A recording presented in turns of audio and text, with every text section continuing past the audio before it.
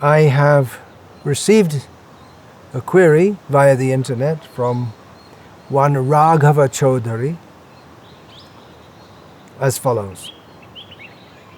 If Krishna is the Supreme Personality of Godhead and Brahman is inferior to Krishna, then why do the Vedanta Sutras say Athato Brahmajijnasa and not Athato Krishnajijnasa?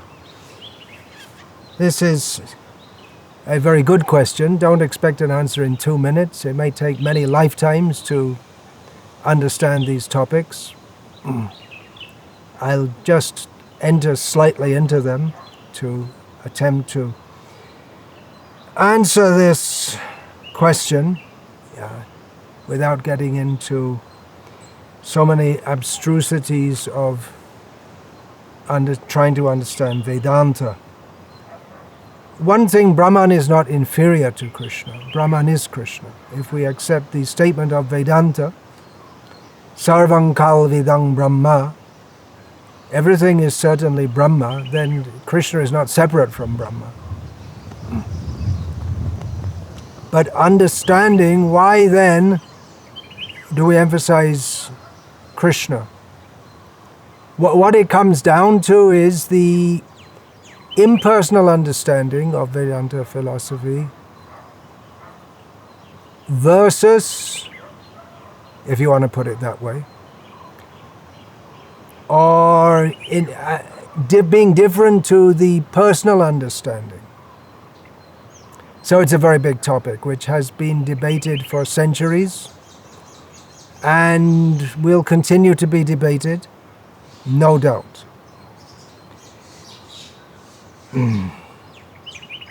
If Krishna is the ultimate goal of Vedanta, why is he not mentioned there? Vedanta means the end of the Vedas. It means the Upanishads. Vedanta, often people say Vedanta and they think we're talking about Vedanta Sutras, but the Vedanta Sutras are sutras, aphorisms, which give the meaning of the Upanishads. So I may ask, well, if the Vedanta is meant, well, he specifically asked about, Raghavji has specifically asked about in the Vedanta Sutras, in Vedanta, in the Upanishads, Krishna is mentioned, Vishnu, who, as anyone with even the most rudimentary knowledge of Vedic knowledge knows, Vishnu and Krishna are non-different. So we find in the Kathopanishad, Vishnu is mentioned. Vijnana saratir yastu mana pragrahavan naraha sodvanna paramapnoti tad Vishnu paramam padam. Notice the word tad Vishnu paramam padam.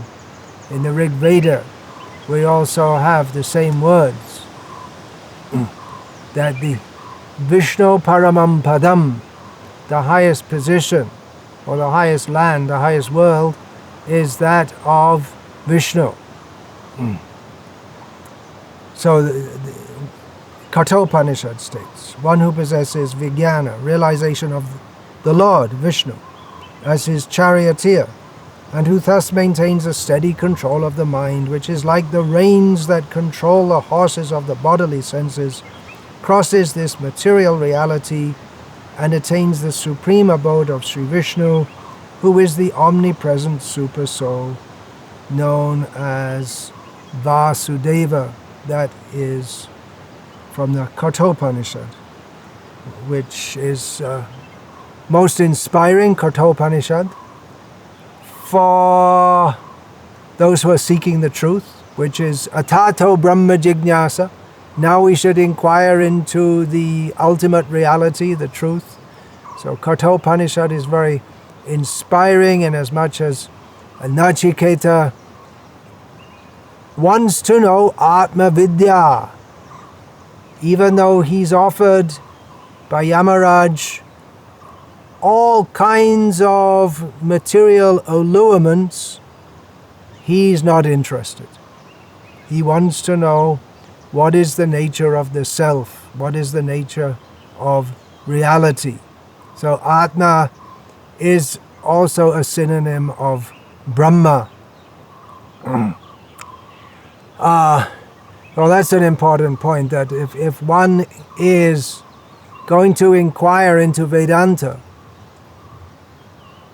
to inquire into Brahman, then he should be like Nachiketa and not be interested in anything worldly. It makes no sense to, or it's meaningless to inquire into Vedanta as a worldly, or as an intellectual exercise. It is a fact, I said Vishnu is mentioned in Kathopanishad, but it is a fact that the Upanishads don't directly, well, there are let's say the prominent Upanishads, which the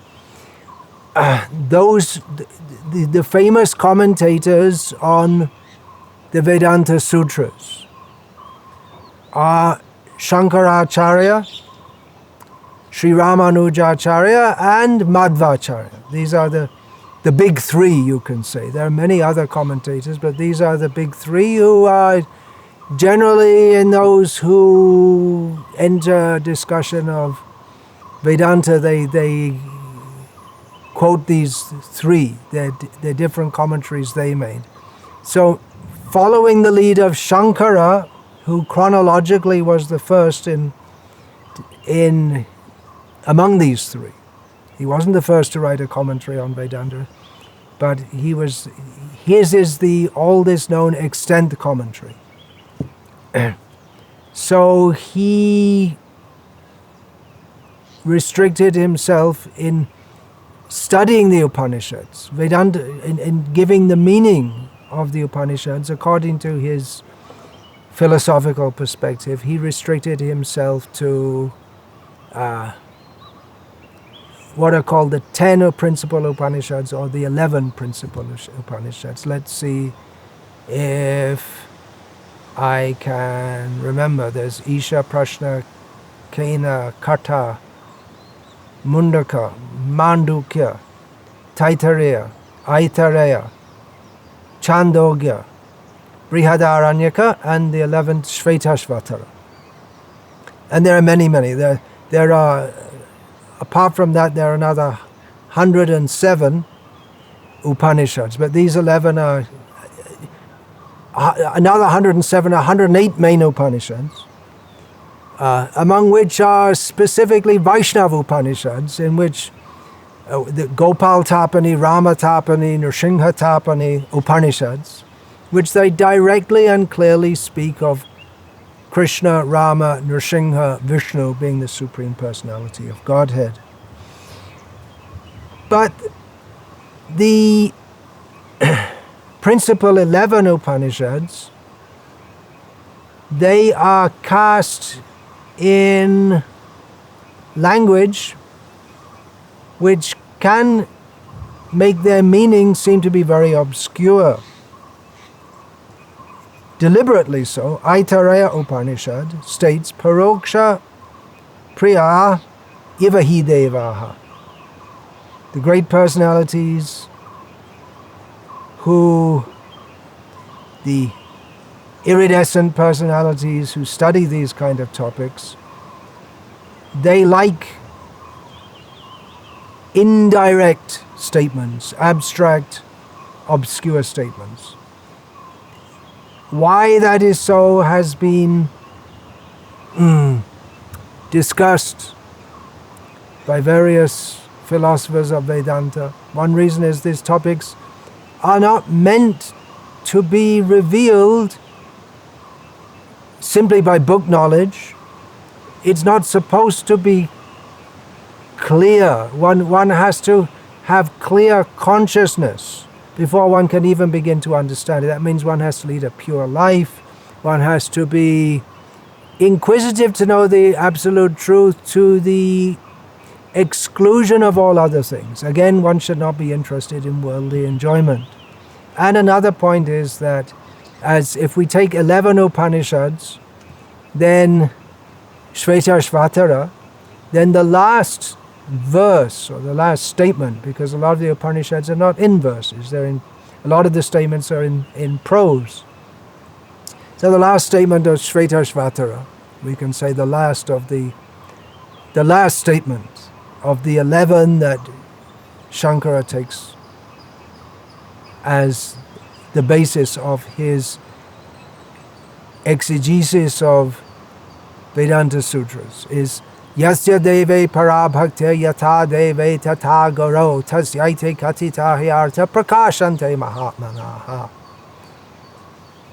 Unto those Mahatmas, those great souls, who have full faith in the Supreme Personality of Godhead, and to the same extent in their Guru, to such persons the import of all the Vedic teachings are revealed. So it's not meant to be book knowledge or academic knowledge.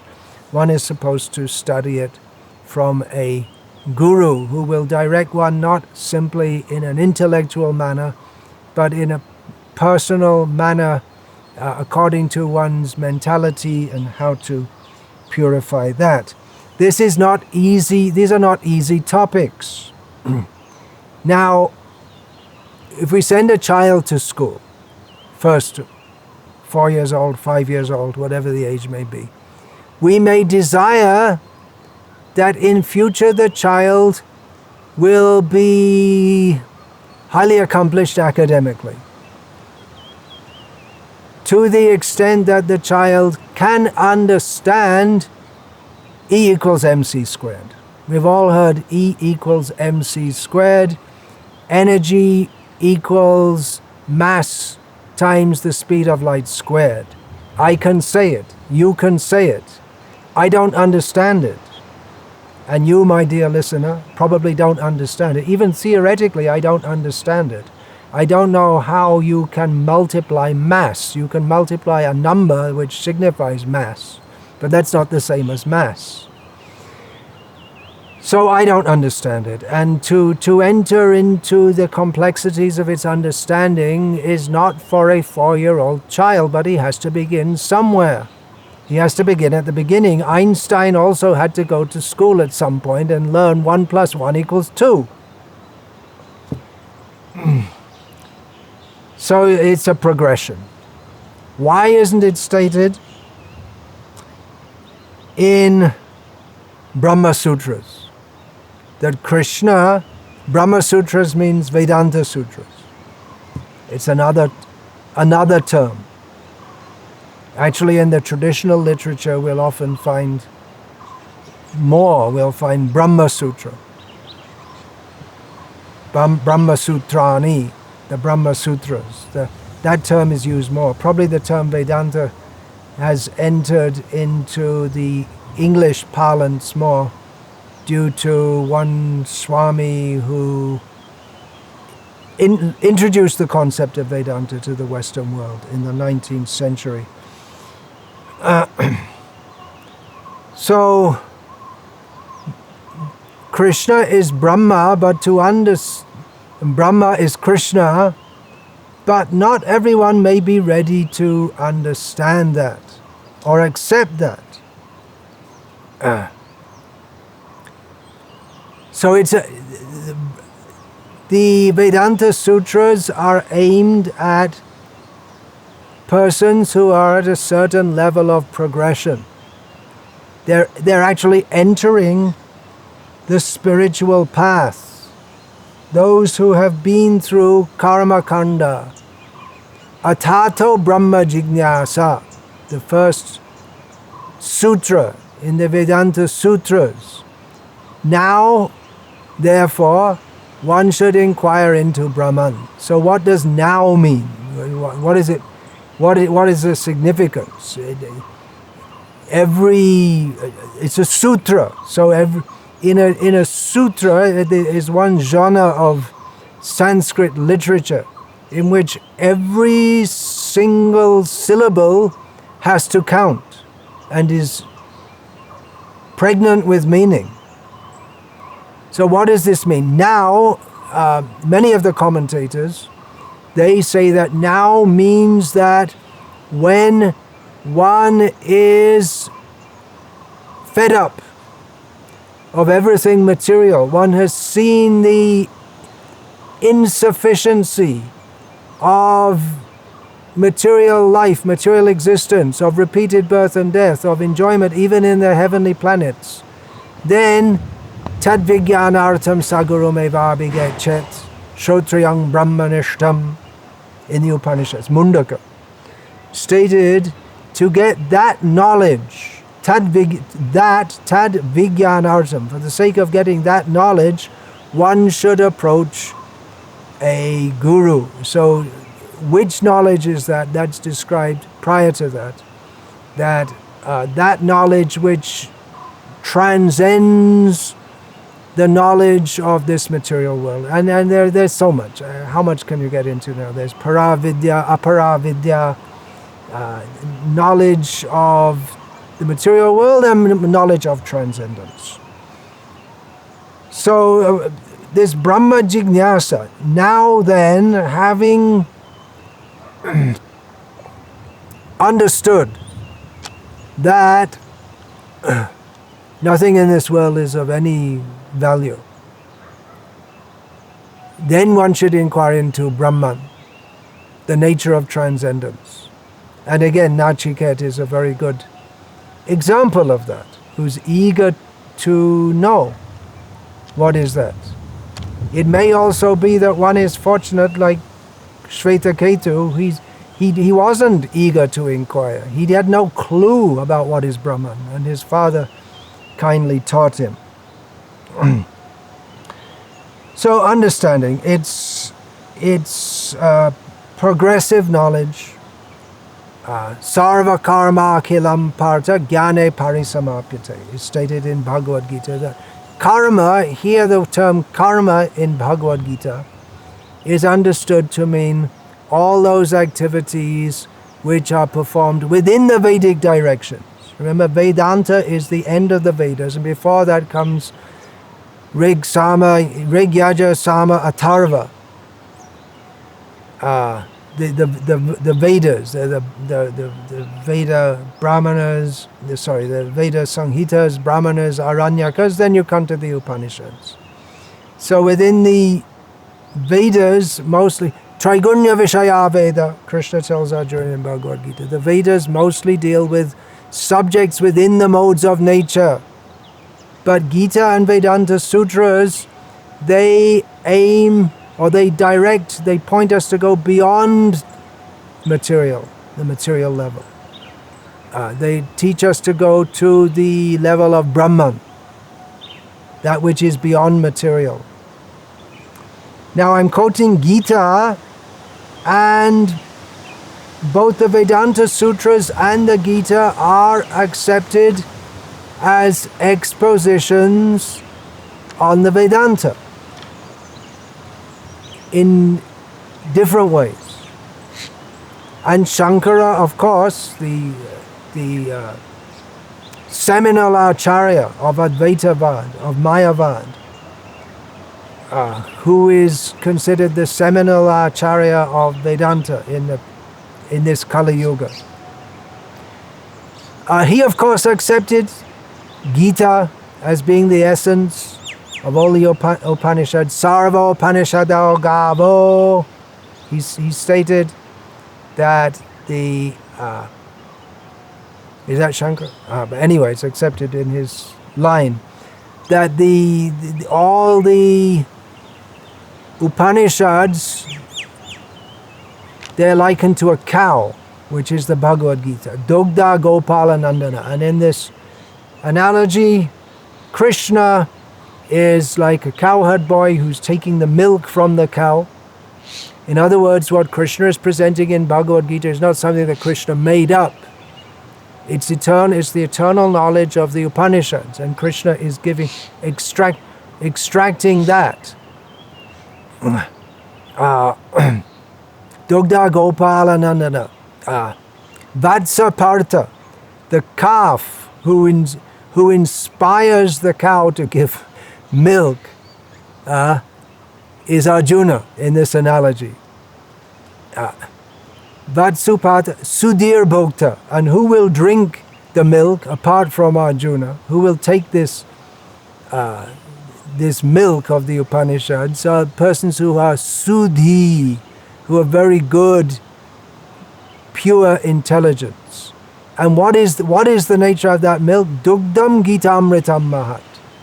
The milk is the nectar of Bhagavad-Gita.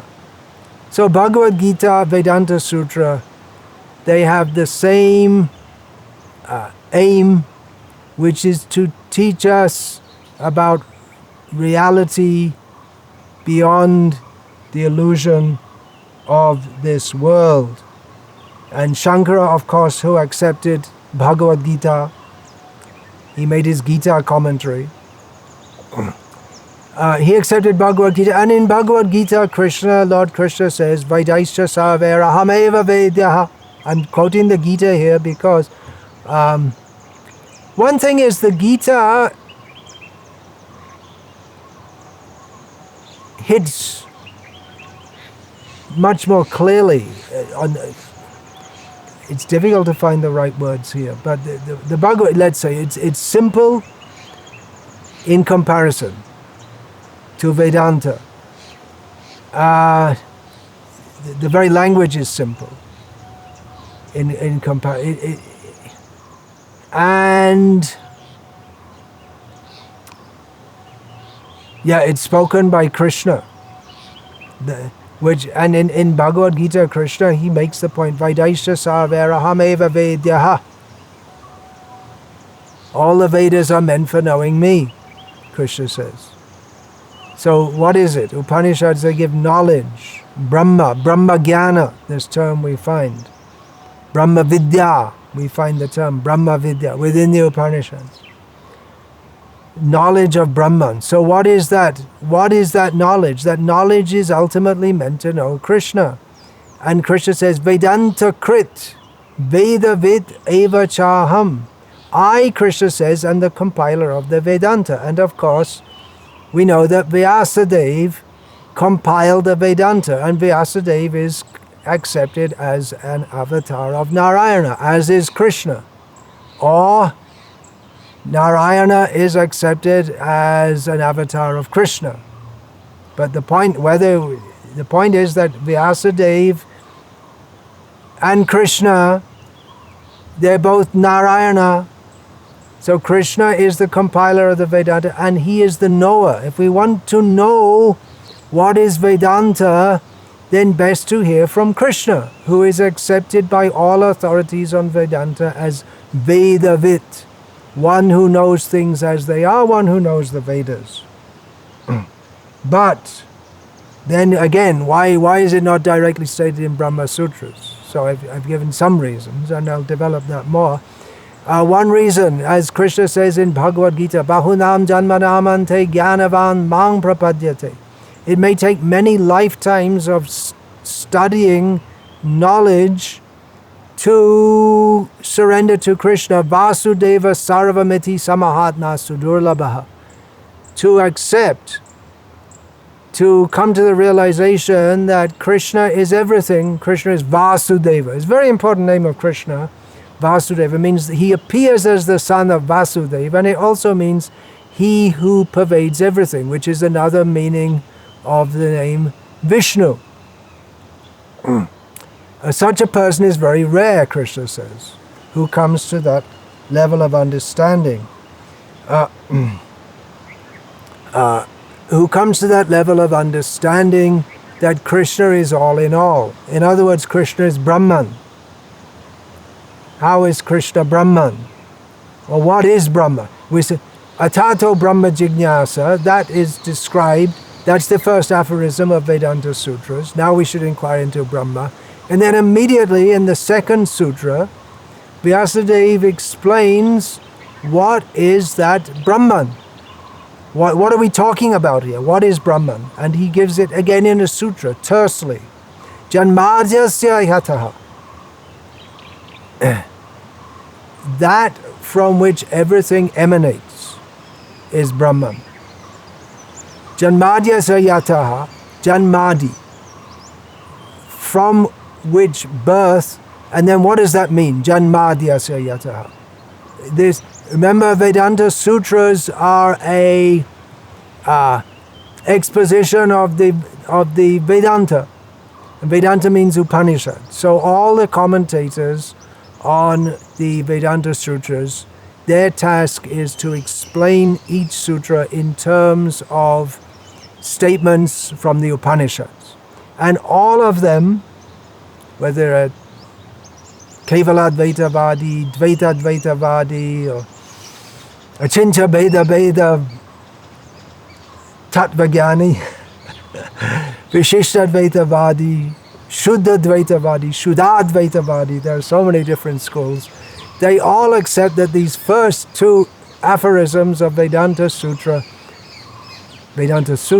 are derived from, they correspond to the statement of Taittiriya Upanishad, Yatova imani bhutani jayante, yena jatani jivanti, yat prayatyabhisang vishanti, tad vijigyasasva, tad brahmeti. Tad vijigyasasva, this is the subject to be inquired into.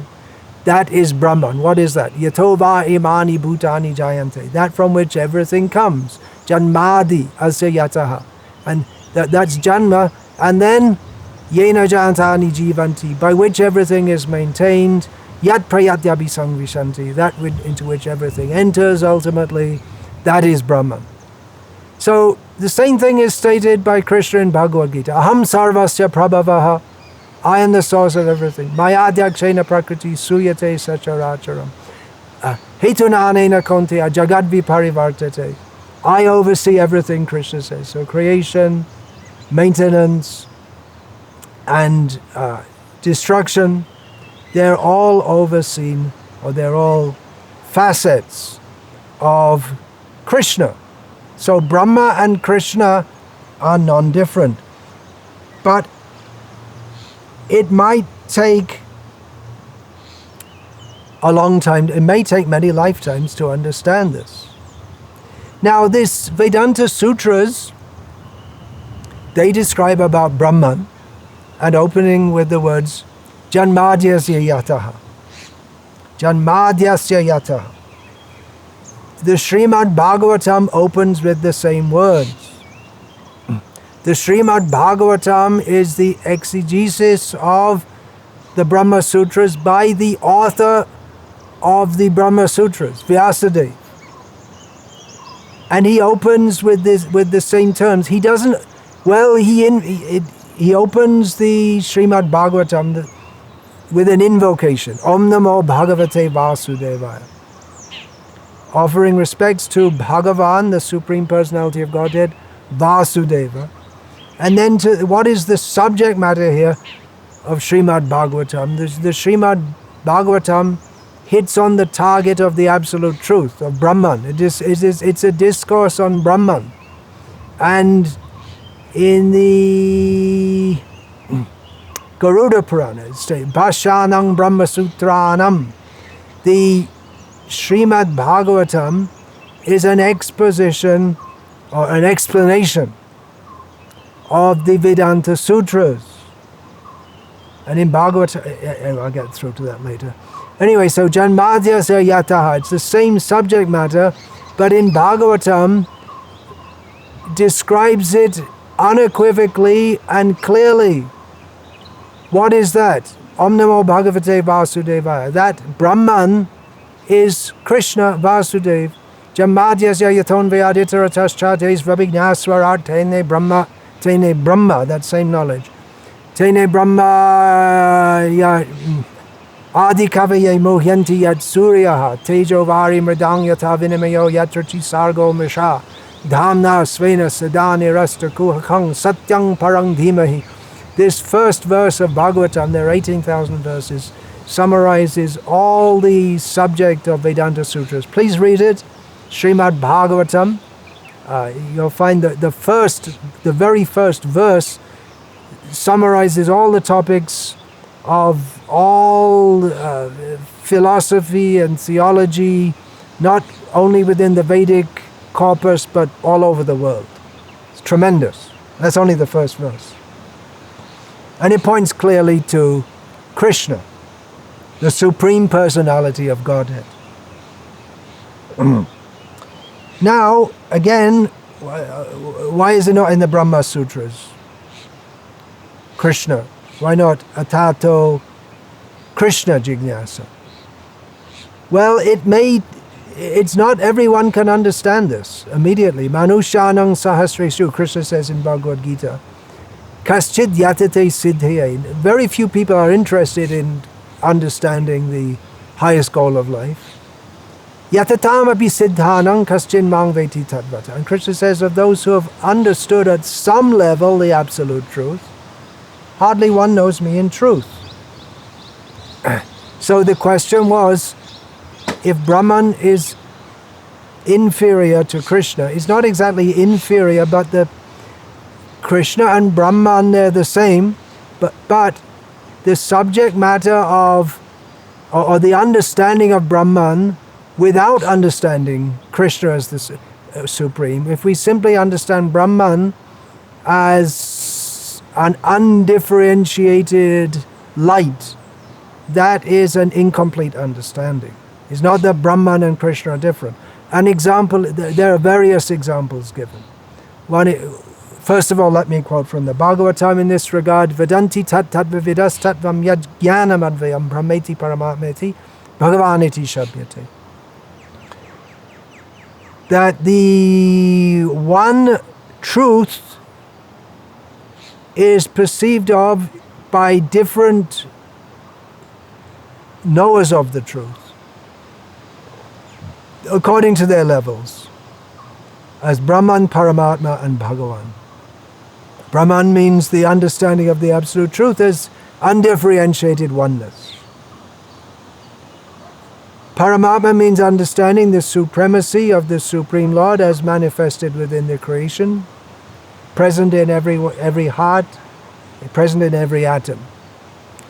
And Bhagavan means the Supreme Personality of Godhead, Krishna. So the example is given, it's something like knowing the sunshine, knowing that there's the sun globe, and knowing that within the sun globe is the sun God. So this example is given. Why doesn't everyone realize, again, everyone's not on that level. Not everyone can realize E equals mc squared. You have to come to a very high level of understanding to understand how energy equals matter times the speed of light squared.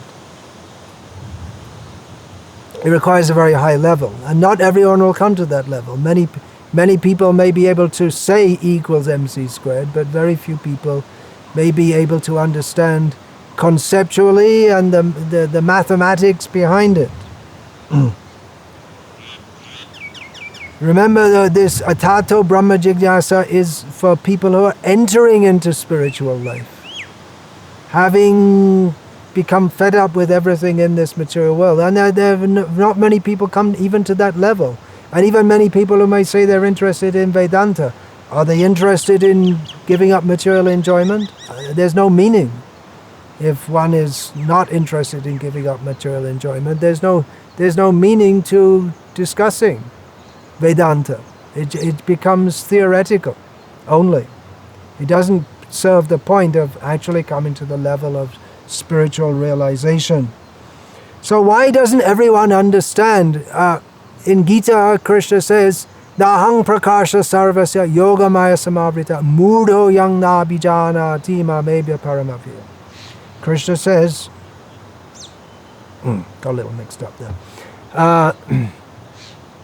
Mamavya yamanutamam. Krishna says that that's Krishna, the Supreme Personality of Godhead. He is not revealed to everyone. Not everyone understands him. He's covered by the yoga maya potency, Krishna's illusory potency, and thus people who are foolish, they don't want to accept that Krishna is supreme. It's a matter of attitude also. One has to be ready to submit. Instead of thinking, Aham Brahmasmi, I am Brahman, therefore I am all pervading, I am supreme. One should understand, I am Brahman, but as Krishna is described by Arjuna in Bhagavad-Gita, Param Brahma. Krishna is spiritual. We are also spiritual by nature. We are Satchidanandamai, eternal, full of eternal, blissful, and conscious. And Krishna is also. The Supreme Brahman is also, but superlatively. And we are very small. He is very great, we are very small. So persons who are not ready to accept that, they won't be able to understand. Atapite, this Bhagavatam, Atapite deva padambuja dvaya prasada leshanu grahita eva hi janati tatvang bhagavang mahims no nachanya ekopi chirang vichinvan.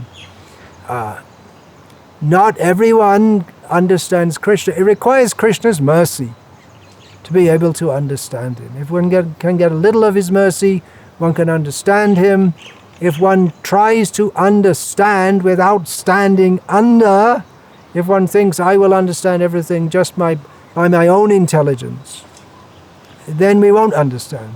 Let's consider our own intelligence has for unlimited lifetimes been wandering in this material world trying to enjoy it. We're fools.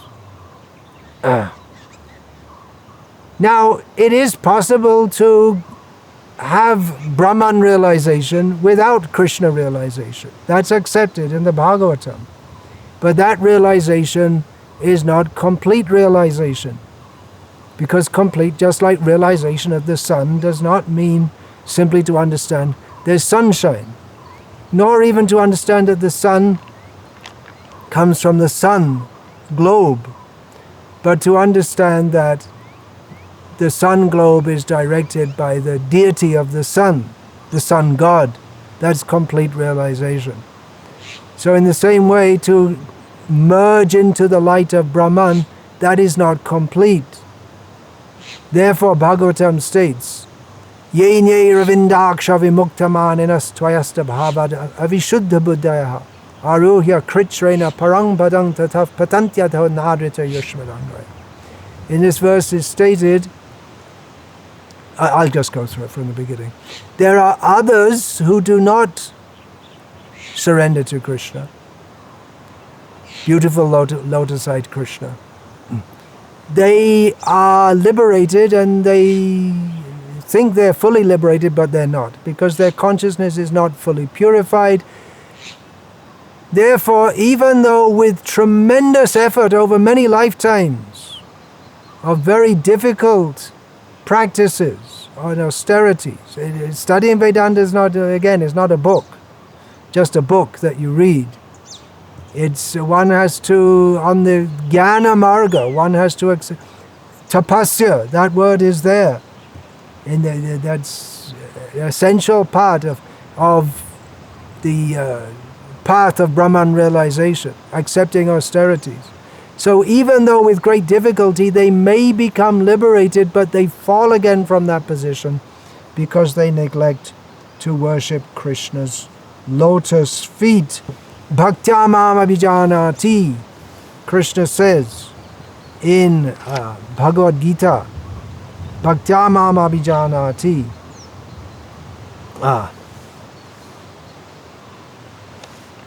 I can be understood, Krishna says, by bhakti. Now, if it's so rare to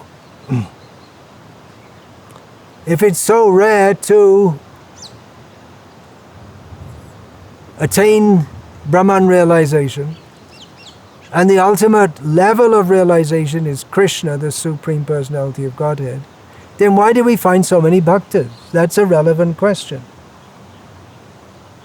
If you have to go through, first of all, you have to go through karma, the karma marga, and then through the jnana marga, and then come to the bhakti marga, but you don't. It is not necessary to go from karma to jnana to bhakti. One can go directly from karma to bhakti. And it's quite possible and very common that people whose motive is for karma, to enjoy this material world, approach Krishna, which is in bhakti. They pray to him. And this is mentioned in Bhagavad-Gita by Lord Krishna himself. Chaturvidha bhajante mang janos kritanarjuna artho jignasur artharti jnani cha bharatarshava. Krishna says that 4 kinds of people approach me. Pious people. They may be desiring wealth, which is completely for material enjoyment. They may be, that's called artharti. Then artha, they may be distressed and they approach Krishna, please deliver me from the miseries of my. It's not that they want to be liberated from this world, they want to enjoy it, which is material, but they approach Krishna to remove the obstacles in their enjoyment. And jignasu, they may be curious to understand what's all this philosophy. So they're not. So jignasu, they're on the beginning the jnana platform, but on the karma platform, one may be completely materialistic and approach Krishna. But then, by approaching Krishna, if they can come directly to bhakti, without going through various philosophical speculations, lucubrations, and so on. But Krishna does say in the next verse, Udara sarva aivate, that all such persons who approach me, they're good. Their intelligence is expanded. In other words, if someone simply wants to enjoy this material world, that's foolish. And if you don't agree with that, then you shouldn't be listening to this talk at all, because, again, Brahmajijnasa, inquiry into the ultimate truth, begins when one is fed up with trying to enjoy this material world, which is a foolish endeavor. Now, anyone who approaches Krishna, even for material enjoyment, that means their intelligence is starting to expand. But Krishna says, Jnani tvatmaiva me matam. But the best of them all is the Jnani, one who knows Krishna is the Supreme Personality of Godhead. I am subordinate to him. Krishna says, I consider that person to be me, which doesn't mean he becomes me. We have to understand every statement in context with all the other statements in Shastra. But it means that Krishna accepts him to be on the same, he accepts him into his own group, accepts him to be accepts him on the spiritual platform, accepts him into his path of love. So, one has to come above the level of karma. If one is approaching Krishna, that's very good. But the jnani in this context means one who he knows Krishna is supreme. He's gone beyond the platform of approaching Krishna for something that I can get from Krishna. Now again, why there's so many bhaktas, that is, if Brahman realization is so rare and understanding of Krishna is the ultimate level of Brahman realization, why are there so many bhaktas in the world today? Well, many may have begun to approach Krishna through for material reasons, but by the grace of the great acharyas, Vaishnava acharyas, by coming to Krishna, they're directed to surrender to Krishna fully, without any material desires. It is a great mercy of the Supreme Personality of Godhead that in this Kali Yuga, the most materialistic age of all, He has made the Bhakti Marg open to, very freely open.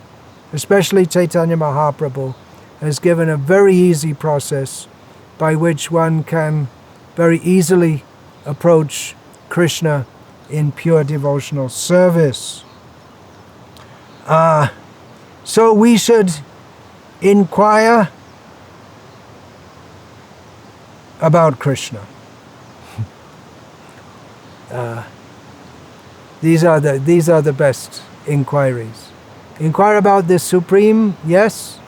then where should we go? We should go to the Srimad Bhagavatam. That will be very helpful for us in this Kali Yuga. I quoted that Artho Yang Brahma Sutranam, the best original, the complete commentary on the Bhagavatam is the Srimad Bhagavatam itself.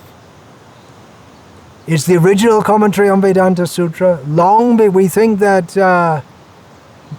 Shankara gave the first commentary. Well, we know that that's not exactly true, but the oldest extant commentary is that by Shankara. But actually, no, Vedanta Sutra commentary, the first is the Srimad Bhagavatam, and is written by the author himself, Vyasadeva. All the sutras of Vedanta Sutras are thoroughly described in Srimad Bhagavatam. So we find that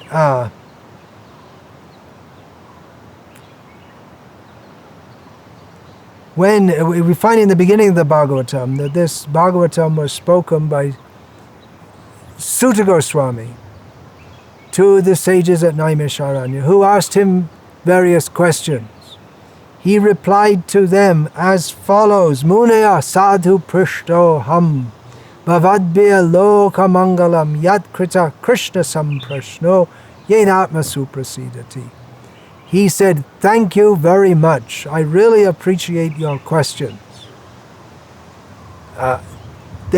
Such questions are conducive to the benefit of the whole world because they are in relation to Krishna, and thus they can fully satisfy the self. Yenatma suprasidati. Now, a little later in Bhagavatam, in the second chapter of the 18,000 verse work, we find Savai Pung Sang Paro Dharmo Yato Bhaktir Adhokshaja Ahaitukya Pratihata Yayatma Suprasidati. The same Atma Suprasidati. How we can actually become happy. And that is stated, how we, Atma, understanding ourselves to be spiritual, how we can actually be happy. Why does Enquire want to inquire into Brahman in the first place? Because he realizes this material world is miserable. I don't want to be happy. I want to be happy, but all endeavors at material happiness come to nothing. They're all useless. So I should inquire into that reality which is beyond the causes of suffering. But what is the complete understanding of this? What is the ultimate Dharma? Savai Pung Sang Paro Dharma Yato Bhaktir Adhokshaja. To that Bhakti, what is that? That will give us supreme happiness. Bhakti to Adhokshaja. Adhokshaja is a very important word. It is synonymous with Brahma. It is that which is not perceivable by our mundane senses. And Bhakti to that person, which is without any material motive or any personal motive, and which is absolute, focused, without any distraction, we're completely absorbed in it, that only can completely satisfy the self. Which indicates that the idea of simply going to Brahman without accepting Krishna will not fully satisfy us. Actually, this whole idea of impersonal realization, it will disappoint us. Because we think we're getting something so wonderful, but it doesn't. It's definitely far, far higher than the level of material enjoyment, but it doesn't fully satisfy the self. Because as Brahma, we are, as living beings who are part of the Supreme, that's English terminology, excuse me. Mamaivangsho jiva loke, jiva bhuta sanatana. As parts and parcels of the Supreme who is Krishna, as Krishna states in Bhagavad-Gita, we are meant to be linked with Krishna by the process of devotional service. Anartho pashamang sakshat bhakti yogamad hoksaje. lokasya janato vidvans chakre sadvata samhitam. This Srimad Bhagavatam was compiled by Vyasadeva to give knowledge to people who do not know that all material miseries can be directly mitigated by the linking process of bhakti yoga, by linking with Krishna, yoga.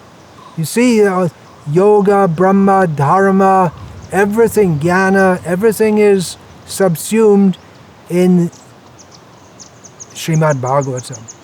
So Srimad Bhagavatam gives that, but if we simply try to go for impersonal realization, avoiding Krishna, anadrata yushmadangraya, neglecting Krishna, it's not possible to be fully satisfied.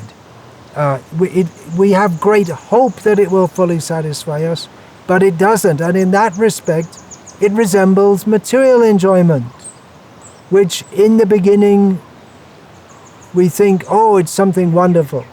But at the end, we find out it's not. Well, material enjoyment, that,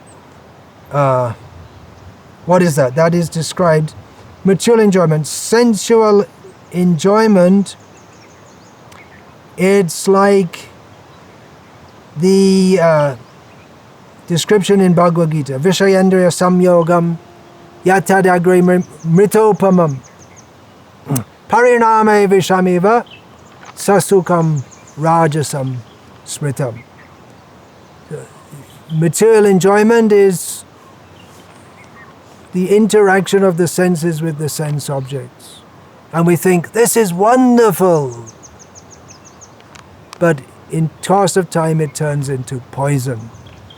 Now, Brahman realization is far above that, but it's similar in as much as we think, wonderful, but there's nothing there in that impersonal realization.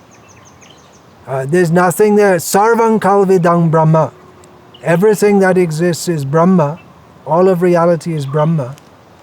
But if we take Brahman as the impersonal realization pointed to by Shankara, if we take it that there's no form, there's no personality, there's no variegatedness, there's no colors, and there are terms like that, nirguna, arupam, anama, we'll find in the Vedantic language. Therefore we have to understand it all very clearly.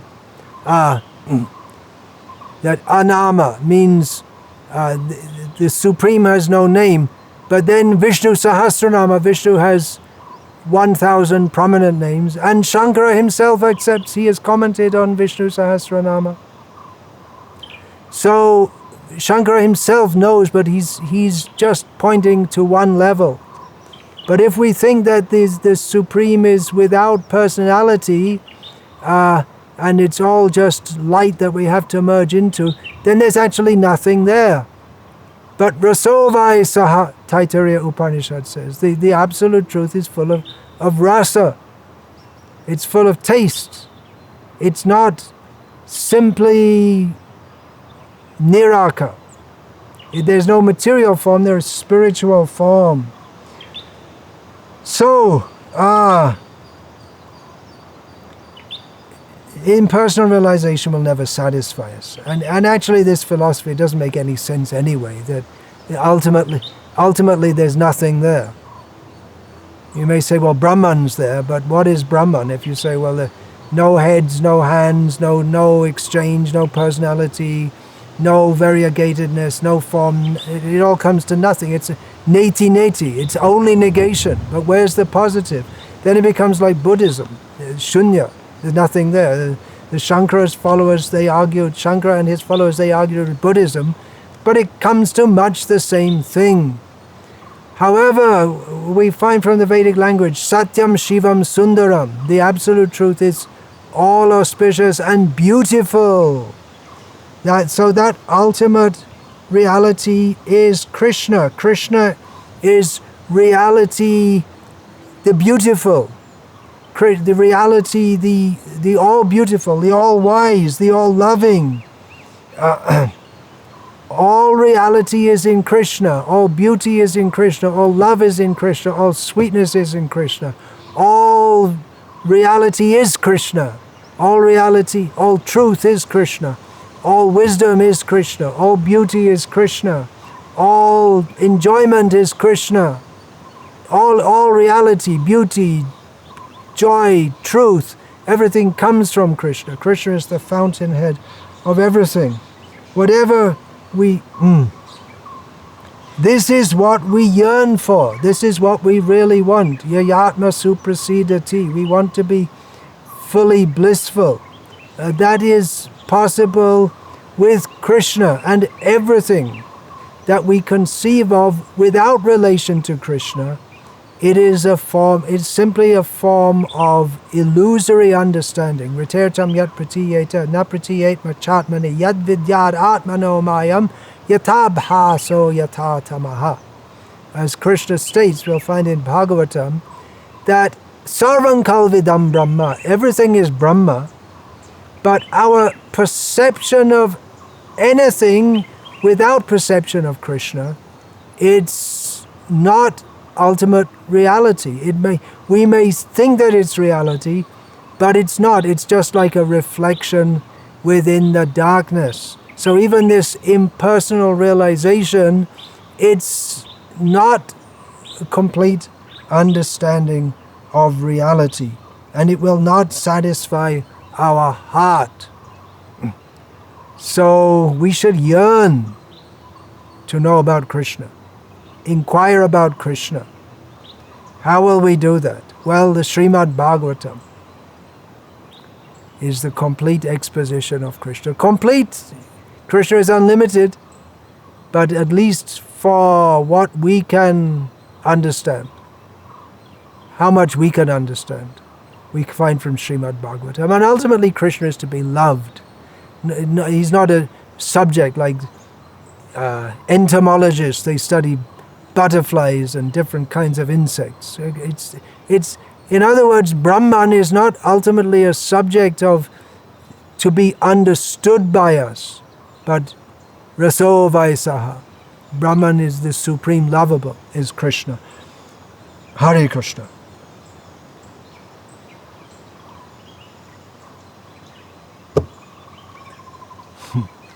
Want to understand Vedanta?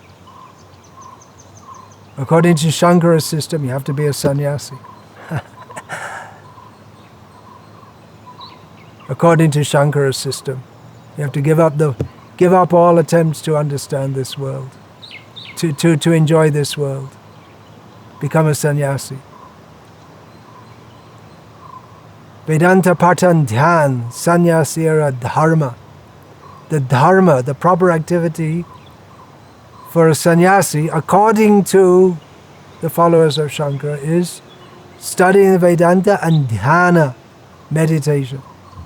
It's not a part-time job, but you can jump over. You can jump from karma to bhakti without going through the jnana stage, simply by surrendering to Krishna immediately. We don't have to take many lifetimes.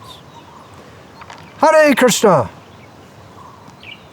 All glories to Srila Prabhupada. Vancha kalpatarubhyascha kripa sindhubhya evacha patitanam pavanebhyo vaishnavebhyo namo namaha.